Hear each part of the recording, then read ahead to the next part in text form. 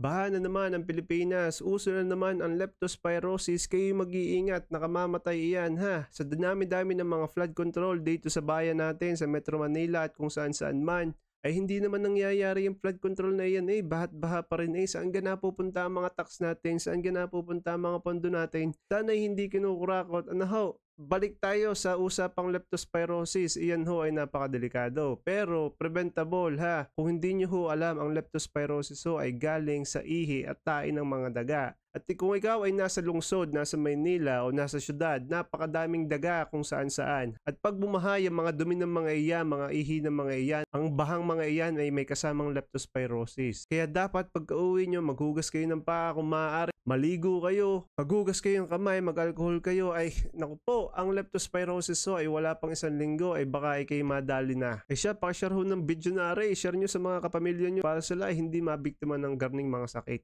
Naku po, Diyos ko Ruday.